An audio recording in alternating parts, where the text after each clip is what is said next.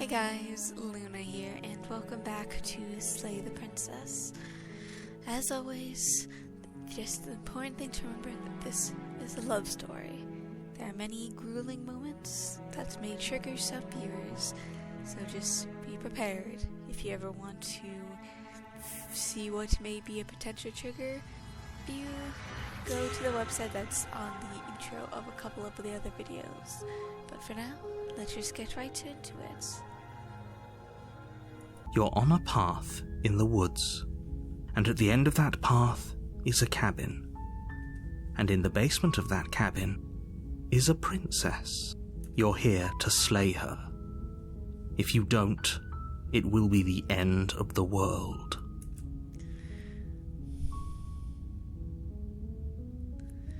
Certainly continue to the cabin.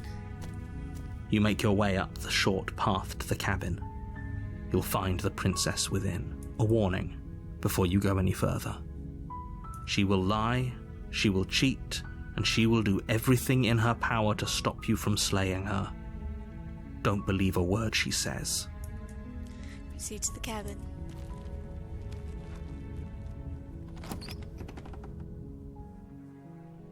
The interior of the cabin is almost entirely bare. The air is stale and musty, and the floor and walls are painted in a fine layer of dust. The only furniture of note is a plain wooden table.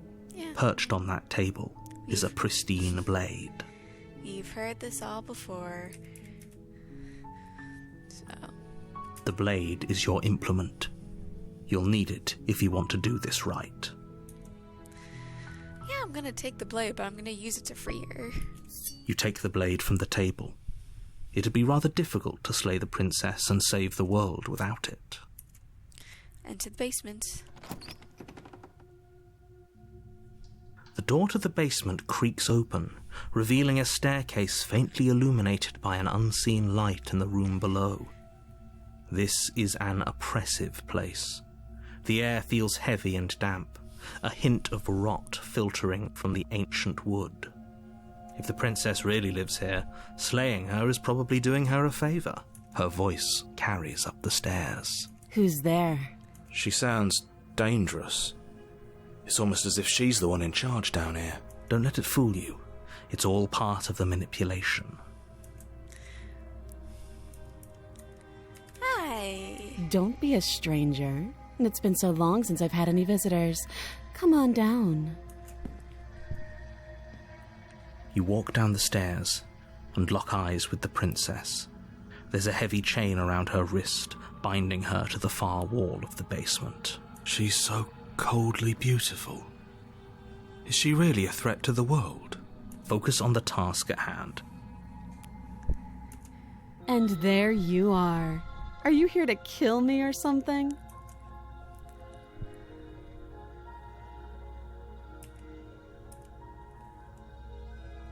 I haven't decided. No, I'm gonna say no. Then drop the knife. We should. It'll go a long way to building trust with her. Don't you dare. It's fine. We can decide what we want to do after we talk to her. Maybe she really is a monster, but killing someone in cold blood isn't very becoming of us. Drop. The blade tumbles out of your trembling hands and drops to the floor with an unceremonious clang. I'm not trembling. Thank you. Maybe now we can just talk. Against your better judgment, you step forward to speak with the princess face to face. Unarmed. We'll be fine. I don't know what you're hoping to accomplish here, but I can assure you there's no reasoning with her. Just make sure you don't forget about the blade on the floor. You're going to need it. So here we are. What an awkward start to a relationship.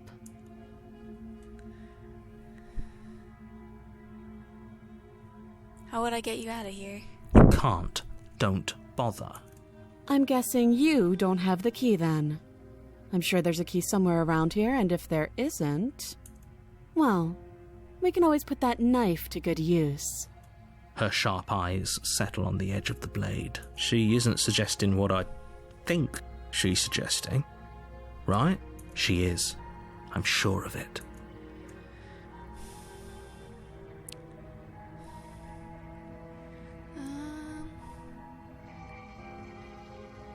How long have you been down here? Too long. Note the lack of detail. You can't trust her. Okay, we talked enough. Oh? Have you decided what to do with me? You know why you're here. I'm getting you out of here. Oh, you have to be kidding me. You walk up to the chains binding the princess to the wall and give them a tug. They're large and heavy, far too solid for you to even imagine trying to break them apart. If you don't have the key, maybe you should go looking for it. I'm sure it's somewhere upstairs. Doubtful. Whoever locked the princess away down here intended for her to never see the light of day. They wouldn't have just left the key to her chains somewhere in the cabin.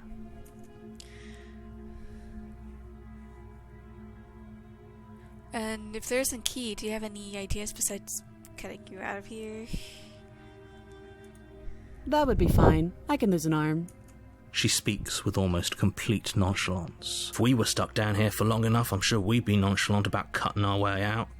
Anything to finally be free. You attempt to make your way out of the basement, but the door at the top of the stairs slams shut. You hear the click of a lock sliding into place. Is someone else here? Try the door. You try the door, but it's locked from the outside. You're here to slay the princess, and you won't leave until the task is done.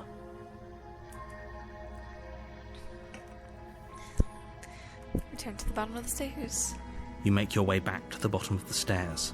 This would have been so much easier if you'd simply slain her like you were supposed to. Easier for whom? Easier for everyone. I heard the door slam. They locked you down here too, didn't they? The knife. Pick it up and cut me out of here. It's very interesting that it's the same sort of thing.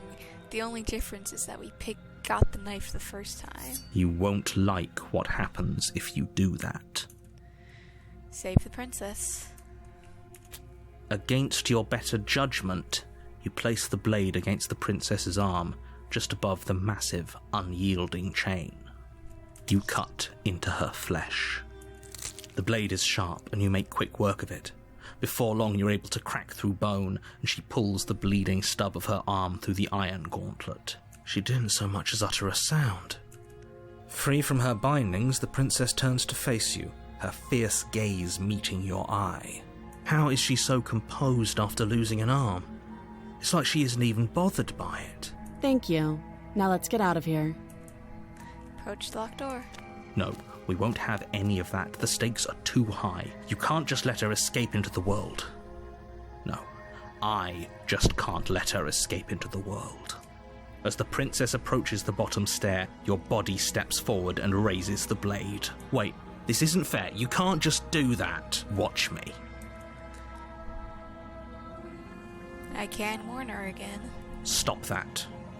I thought this was a little too easy. Your body lunges forward to sink the blade into her back, but the princess swiftly moves out of the way before you can connect. Stop it! Stop resisting me! I am trying to get you out of here alive. Resist. The blade. Move the blade. You're doing your best to help me, aren't you? I can see the conflict in your eyes. I love the look of her eyes. I'll make this quick. She steps forward and pries the blade from your rigid hands. Maybe I'll see you in another life. And then she slits your throat with an almost clinical ease. Her face remains unchanged as she watches you collapse to the ground, blood flowing from your butchered neck. This is the end, isn't it? I'm afraid it is. Everything goes dark, and you die. I hope it was worth it. Chapter 2, The Prisoner. You're on a path in the woods, and at the end of that path is a cabin. And in the basement of that cabin is a princess. You're here to slay her. If you don't, it will be the end of the world.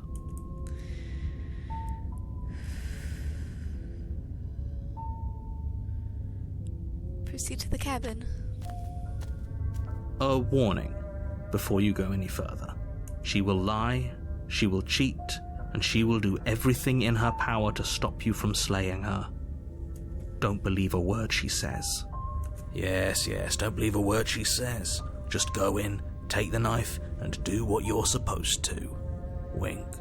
Did you just say wink out loud? No, I didn't. Wink. Just ignore this clown and focus on the princess. Proceed to the cabin.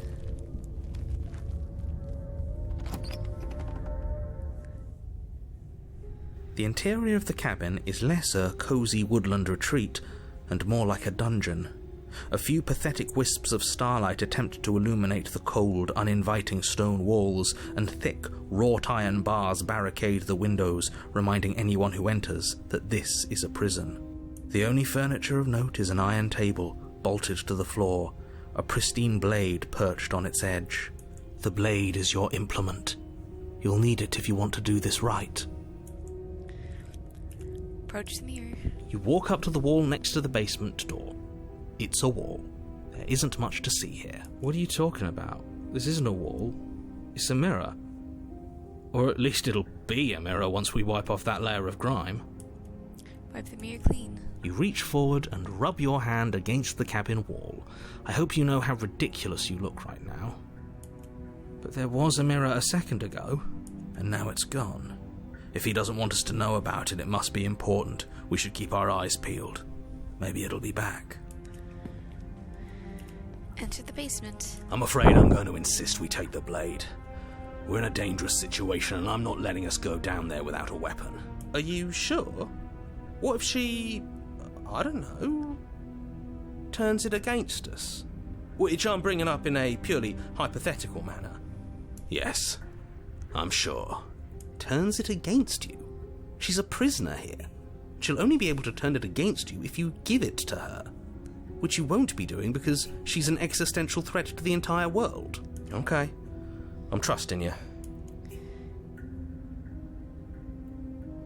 Hey, don't I get to say here what's the big idea? Normally, yeah, but not about this.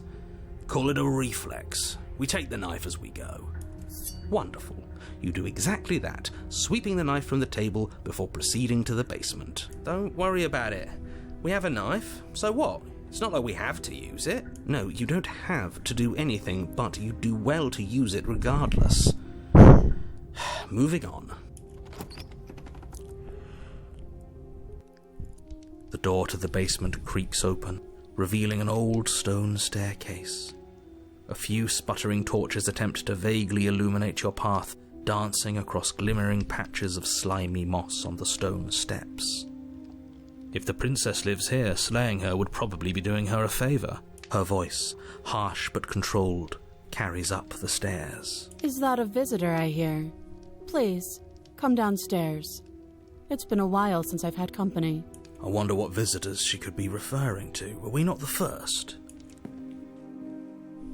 You walk down the stairs and lock eyes with the princess. She looks up at you, the heavy collar around her neck clanking loudly as she moves.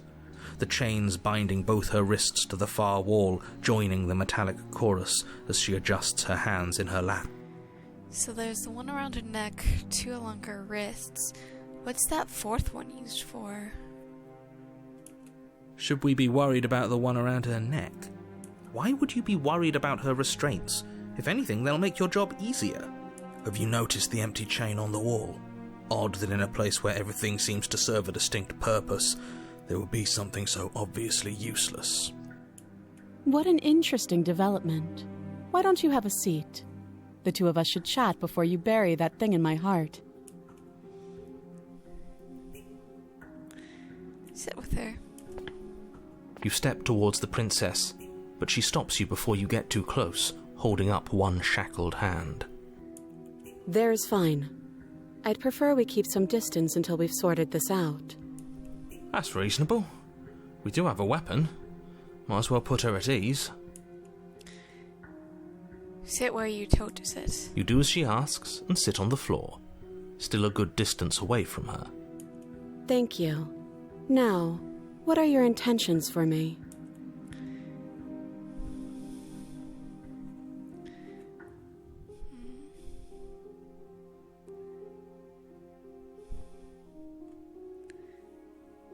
What would you have me do? Let me borrow that knife. Don't worry, you'll get it back. That's ominous. But she seems confident. Whatever it is she has planned, I think she knows what she's doing. Oh, please, she's just putting on an act to disarm you. That much should be obvious. In case you need to hear a voice of reason, it would obviously be unwise to give away your only weapon. Though if she isn't bluffing, whatever she has planned might be for her benefit alone. There's no guarantee that what's good for her is good for us. So, what should we do? I don't know. I'm just spelling out our options, listing the pros and cons. Then let me help you. I'll start with the cons. If you're handing her your weapon, the cons are that she might use it to escape and end the entire world. And she might use it to kill you. That doesn't sound great. What about the pros? There are none. The pros are that we can't trust him, possibly even more than we can't trust her. And whatever she has planned could do something to mess with what he has planned. Or maybe they're both screwing us over in their own way. You were asking about my intentions earlier. What did he mean by that? Yes, your intentions. You have a knife. What are you going to do with it? Why are you here? There isn't a keyhole in these shackles, so I'm afraid my only way out is surgical removal. Is she forgetting about the shackle on her neck? Or does she think she'd survive a beheading? You're right. Maybe she's delusional. All the more reason not to trust her. Unless she really could survive. Though I suppose you could just be here to kill me. But I don't think that's in either of our best interests.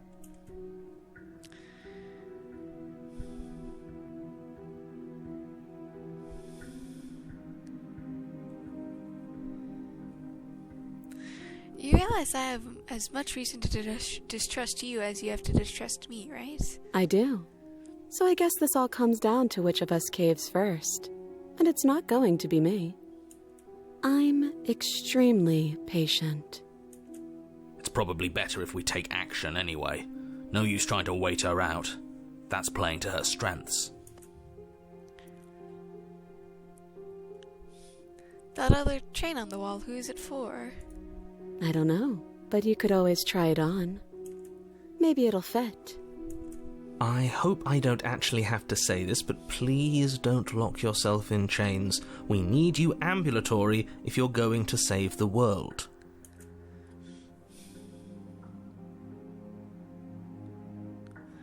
Inspect the shackle. I wouldn't do that if I were you. And why is that? Do I even need to explain myself? It's a shackle, and it's one without a key. Do you want to be stuck here like she is? And what? Is it going to lock the second we put our wrist into it? I don't know. Maybe it will. He doesn't want us to look at it. That's all the reason we need to investigate. But what if he's telling the truth? He isn't. I am. Inspect the shackle. Against your better judgment, you approach the chain dangling from the far wall. The princess watches you with faux disinterest as you inspect it, though she can't fully hide her curiosity.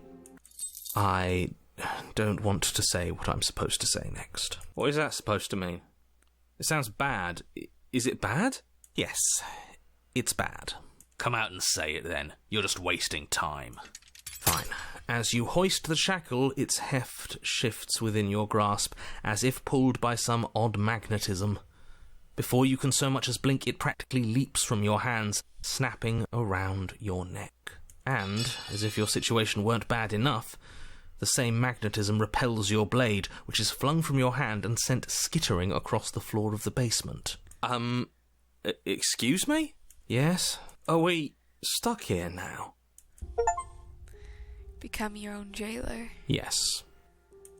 Huh, so it does fit. And I guess it doesn't like your knife. We're stuck here together, aren't we? That's funny. What are we supposed to do now? Can't even cut ourselves out. Guess we'll starve. That's horrible. It's not all bad. We learned a valuable piece of information. Not to touch things we're specifically told not to touch? No, that there's something special about this loose chain. It's clearly important.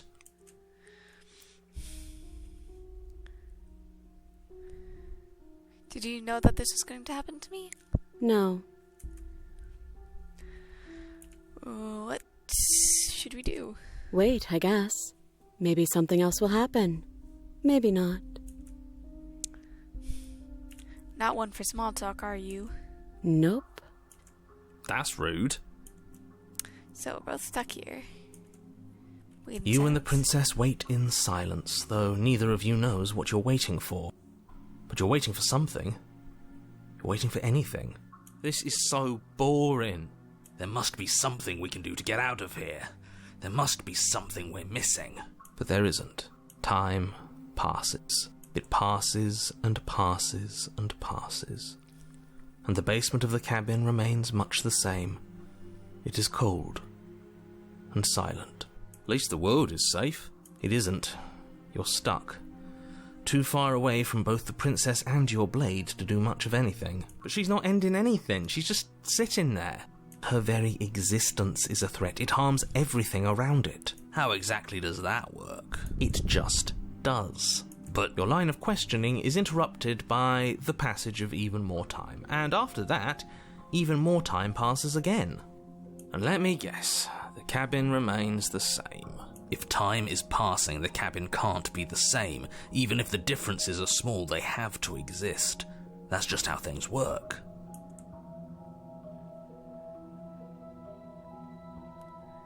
I suppose you're correct. Things are changing. The differences are small at first, a bit of weathering here, a bit of erosion there. But then they get larger and larger. Have you noticed the basement's changing? I don't like small talk. Remember? Still rude. Continue to wait in silence.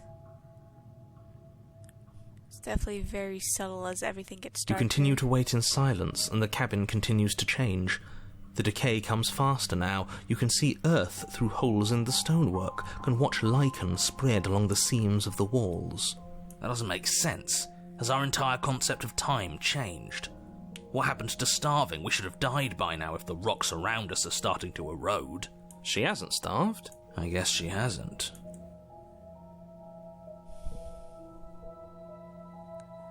Even more silent time passes as you watch roots push themselves through the increasingly porous walls of the basement. Dirt seeps inside, flowing across the stone floor like a liquid, covering the ground and threatening to swallow you both. Time continues to pass and pass, until suddenly there are no walls. And then... I think he's gone. Would you look at that? We made it out of the cabin, and nothing bad had to happen to either of us. So this is the outside world. It's cold.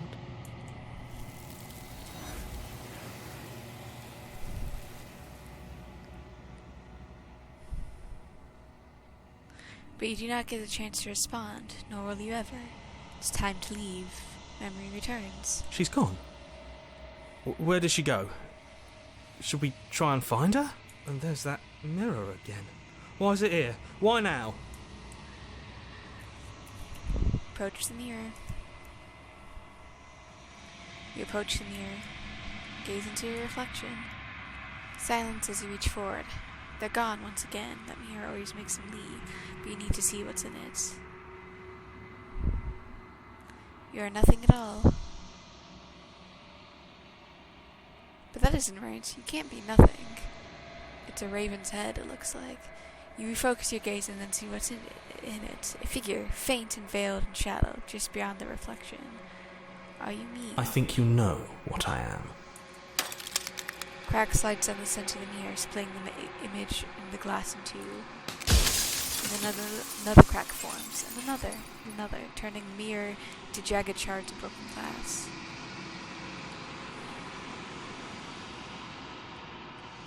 It's Raven's head. So you're the narrator. I was wondering if I'd ever get to see you. The narrator, yes. I suppose that's my job, isn't it? You needed help, after all. An objective voice to guide your blade. But you were never supposed to see me. I wonder how many worlds you've damned to extinction to fall this far.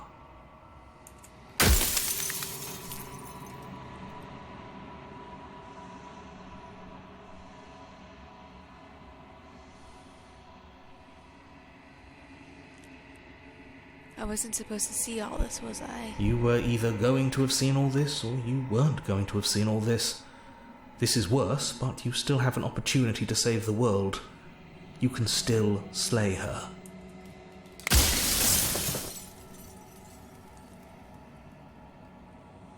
If you're not...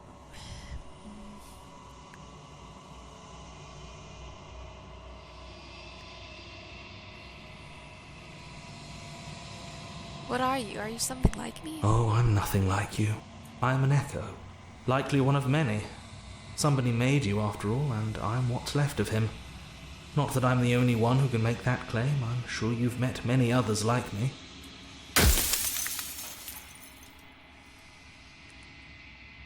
Others like you. You've said something like that before. Has every narrator really been different? Of course. That is by both necessity and design. This construct you're in exists in many places at once. Any time you failed, any time you thought yourself dead, it would restart and shunt both your consciousness and hers into another world. But you'll be awake soon. And then it won't be able to work like that anymore.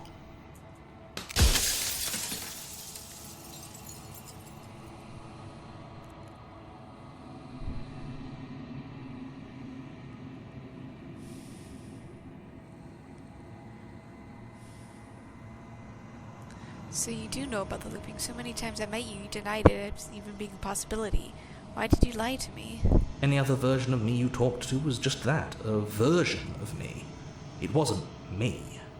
As to why they lied, perhaps they thought that admitting to it would have pushed you to certain realizations that would have made finishing your task impossible. Maybe they were just in denial. I'm sure many of them were convinced that they had to be the first version of them you'd encountered. Anything else would have been too existentially unpleasant. And for all I know, each of those other versions of me could have had entirely different understandings of how this construct works. Who's to say which of them are right and which of them are wrong, really? Except for me. I can tell you for a fact that I'm right.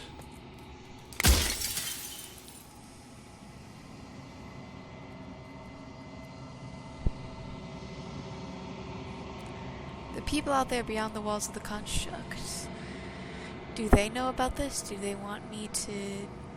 What? Do they know what you want me to do to them? Of course not.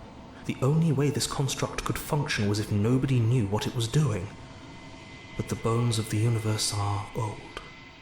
It's on the cusp of its dying breath, and the people out there are consumed with thoughts of oblivion. When the patterns are wiped from the sand, when the board is reset, who will remember them? All I've done is give them a chance to live outside of the shadow of the end.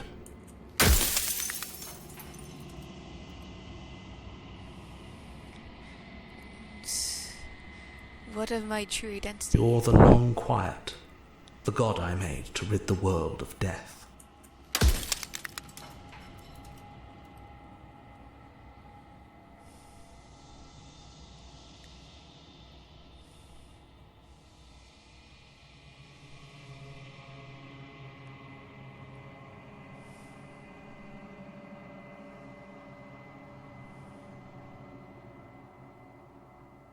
Are you a god, or were you a god?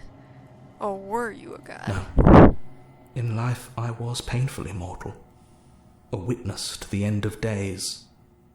I held the fear of death in my heart and saw oblivion threaten the very memory of everything I knew and everyone I loved. I needed to do something, so I made you, and I made her, and I made this place to hold you both. Soon I'll be gone entirely, and you'll be left alone with your final choice. So allow me to make my final request. The princess contains death itself within her, but I wove you into being with all the power you need to destroy her forever. Do it. Slay her, and rid the world of death and suffering.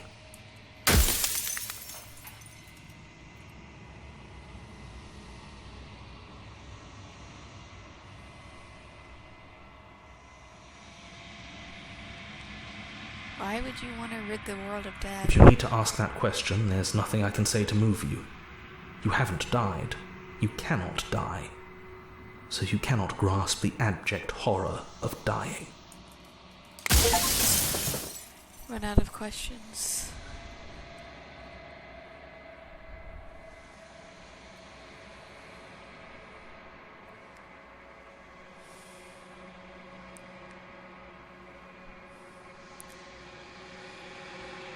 I haven't decided what I'm gonna do yet. I'd still have to see what she thinks about all this. I've said my piece, and my time is up.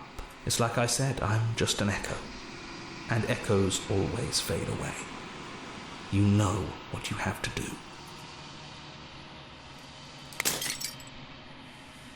As the final fragment of glass shadows, you see yourself with newfound clarity. The long quiet, all of this is you. Narrator is right. You're the long quiet. Vast and sentient to God, and it's finally time for you to wake up. All of this is you. Proceed to the cabin one last time. Bring the prisoner to her.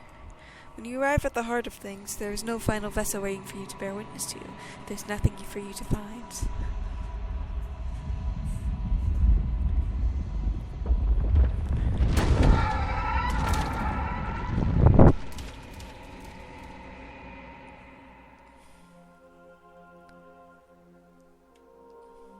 I can finally see you, and you can finally see me.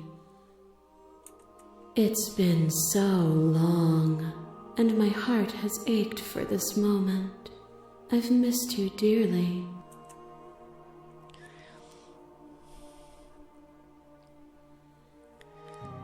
Do you know about the echo? Did you hear our conversation? Every word you spoke found its way to me. I know him, and I know his construct. He was deluded by his fear of death. Pay him no mind. I'm long quiet, but I don't know what that means.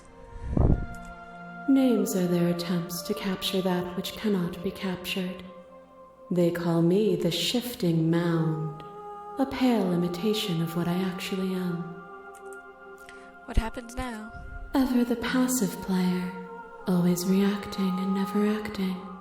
But it's woven into your nature, isn't it? When the echo spun us from one into two, he gave you a choice and me a role to play.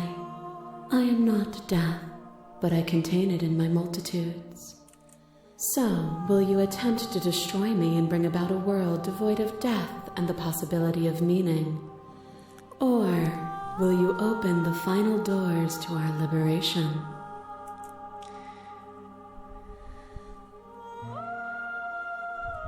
There are so many stories left unfinished. Can we really just leave? Even as your eyes begin to open, you still hold on to the notions of is and is not, of beginning and end, pitch black islands in the blinding light of the infinite. There is nothing to resolve, nothing restraining us but us.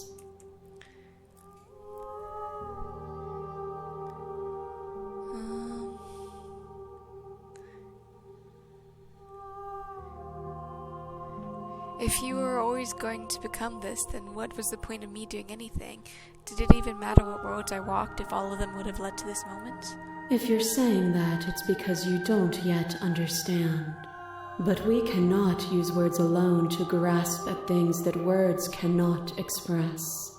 And you cannot rationalize with logic that which defies it. Violence and passion are dances that both of us know well. If this is what it takes to enlighten you, then so be it.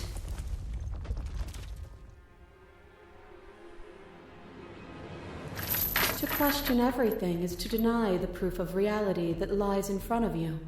By believing in your suffering, you make your suffering real. In believing in your limitations, you placed a shackle on your neck. But even then, you remembered the impermanence of the material and watched as the walls of your prison decayed into nothing. To be impermanent is not to end, but to change. And for the world to be impermanent is to make finite the suffering of all things. Would you strip that gift away and leave them all to suffer in their permanence?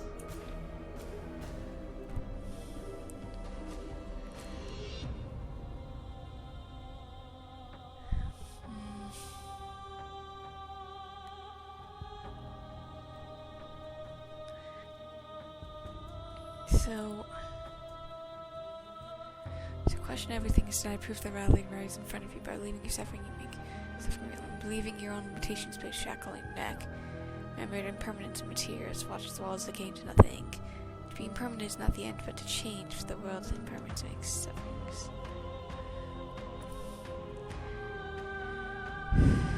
They'll get over it. They'll see permanence as a gift in time. Or, in time, would they see it as a curse? Your liver drives a stake into your body, and another, and another, and another. Do I miss your heart because I can't stand to see it go? But the stakes meant nothing to you. You had a desire, and you set that desire free. You lifting me and me lifting you. Forever and ever and ever, consumed by true belief, there was nothing that could hold us back.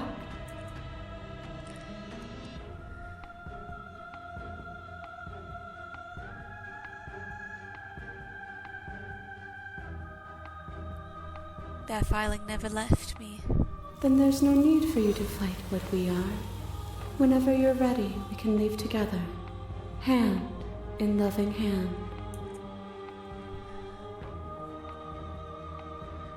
I won't leave with you, not until you see things from my perspective. If you need more time to open your eyes, then I will give you all the time in the world.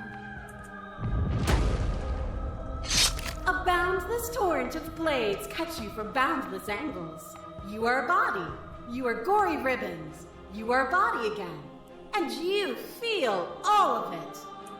On and on it goes until your bodies are not your thoughts or not you.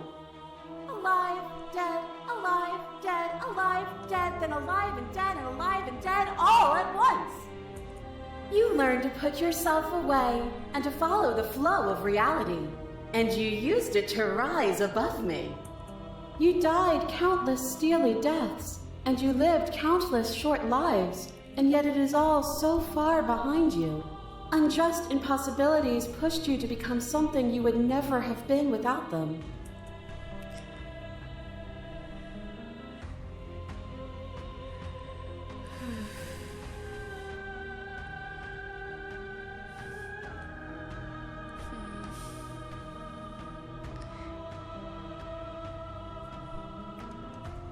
Even if the journey was agony, the end gave the struggle the meaning.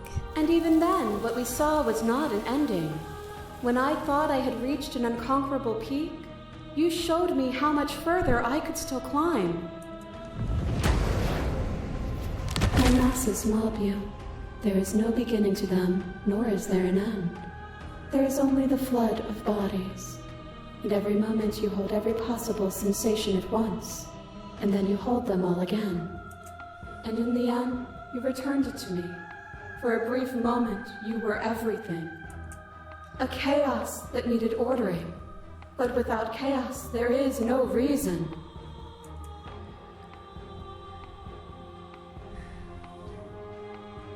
I couldn't understand you then, but I think I understand you now. You saw with a single pair of eyes what you needed dozens to comprehend. And now here we are. Each with millions of eyes, and all of them opening to what we are. Brutality splashes you against the walls, but with stubborn defiance you rise again. And with the dance of our conflict, I was brought somewhere new. Without you, my world would have been so small. Do you remember the moment of your triumph? Do you remember the feeling of your blade finally cutting me down? My defeat was a gift.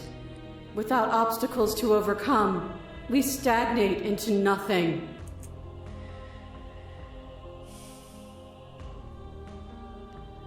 I fought you to protect others, not to better myself. And yet you changed regardless. Your perspective widened. As the clash between your abates, you begin to shake, your will rapidly dissolving. Nothing is immutable. Everything that is exists only in relation to everything it isn't. There is no constant. There is no center. Open your eyes and accept what we are. We can leave this prison together.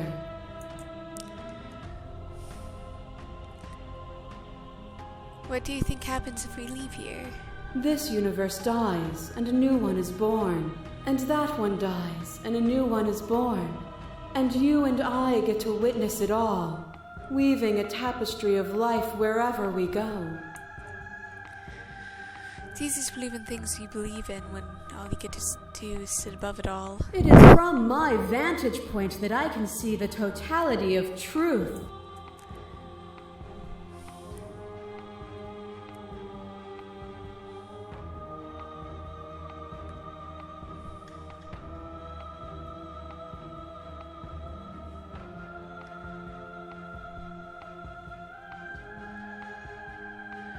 You've done everything you can to make me understand your perspective, but you keep dismissing mine. If you think you can change me, then I must be able to change you. What I offer you is not perspective. It is truth. Whatever you're trying to do right now, you don't have to do it alone. Hey! Which hero are you? All of them? I assume in the same way that you're all of you.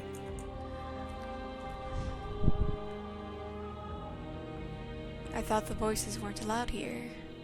Apparently that's not true, but we can worry about it later. She's too many things all at once out here. If you want to get through to her, you need some way to get through all of that divine confidence. There's still a piece of me nestled close to where it all began. I can take you there.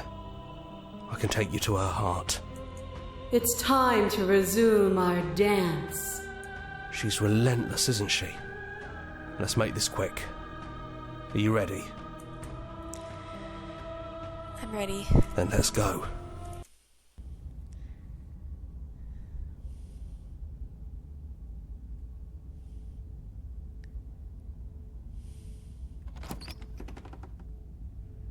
And here we are. I'd say we were back where it all started, but I guess it's a little after that, isn't it? Do you need me to describe things?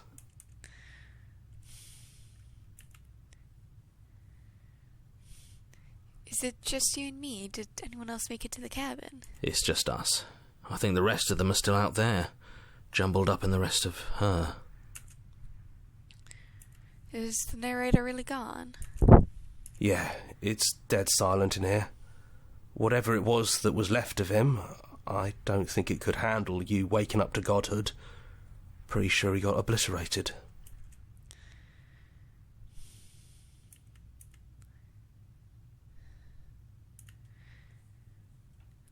It's kind of funny. After everything he put us through, I'm kind of sad to see him go. Yeah, it's complicated. He put us through hell, but he's been part of us since the very beginning, hasn't he? If the offer still stands, could you describe the cabin to me for old time's sake? Yeah, of course. The interior of the cabin is, well, it's a cabin, yeah? There isn't much here, just a table and a knife and a door. And some windows. You know, come to think of it, I don't think he ever really mentioned the windows, did he? There's no mirror, either. I think you broke it. And I know you're still trying to find some middle ground, but if things go south, we're going to need that blade. Take the blade. That's probably for the best. It's always seemed to give us more options than not. Enter the basement. The stairs. Do you remember the first time we were here? The first time we heard her voice? Have you figured out what you want to do yet, or are you going to keep trying to find a center that doesn't exist? It sounded just like that. A little sharp, a little menacing. Only she didn't know us. Continue down the stairs. And down we go. We shouldn't keep her waiting. And there you are, knife in hand. It really brings me back. Have you given up on talking? Have you finally decided to kill me? You'll have all of eternity to yourself after this. Why don't we chat a little before I go? Sit with her.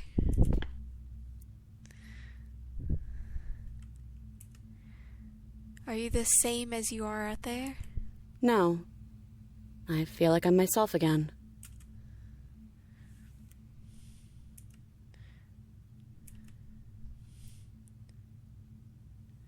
What are you gonna do? What are we gonna do? Well, I don't want to be at the end of that knife, so how about we figure something out? What if we tried doing this forever? I can do whatever you think I can, right? So, make me put it all back. Make me fix the Echo's construct and make me wipe our memories of everything that's happened. Make me send us back to the beginning, before we woke up. Before either of us saw the truth. Can she really do that? Are you sure that's what you want?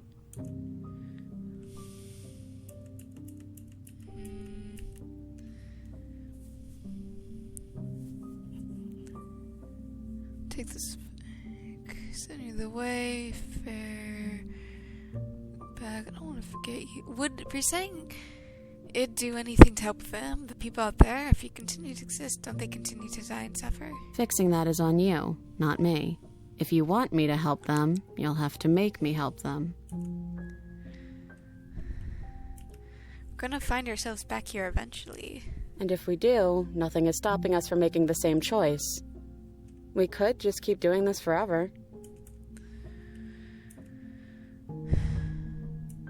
This isn't fair. I want to be here with you. I don't want to be alone again. Neither do I. But we won't be alone for long. I'll be right here, waiting for you.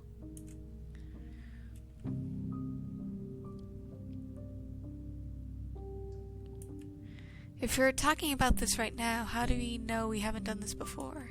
I don't think that's something we'll ever get to know. But odds are we've probably done it before. Not in our life, not in my lifetime at least. How do you know things won't get end up worse? What if they make a way back here and I'm different and I hurt you? What if I kill you? What if I let you bring about the end of everything? Who cares? We've hurt each other plenty and I still like you. And if you're hesitating, then you must still like me, too.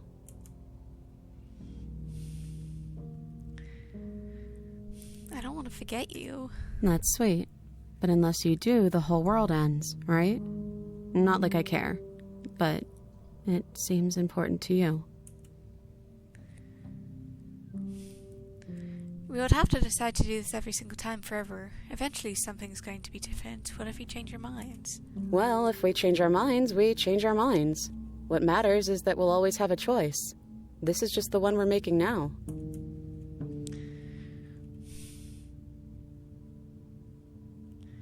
Is there any other way? You brought that knife down here for a reason. Either you use it to kill me, or I use it to put things back.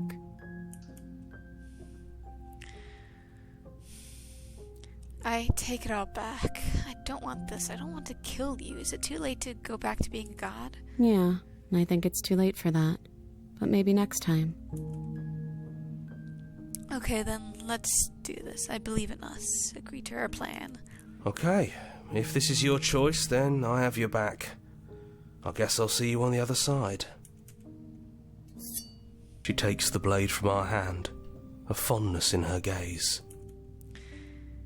I'll see you soon. Hey, I love you. I care for you too. The hero and the princess. You're on a path in the woods, and at the end of that path is a cabin. And in the basement of that cabin is a princess. You're here to slay her. If you don't, Here. it will be the end of the world. I'm gonna quickly save.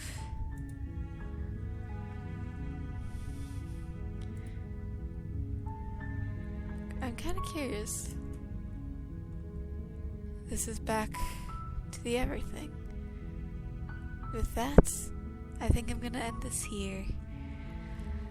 I hope you guys have a good day, night, week, month of your lives, and may the stars forever guide your path, forever it might lead you into the future. Goodbye, everybody. Have a good one.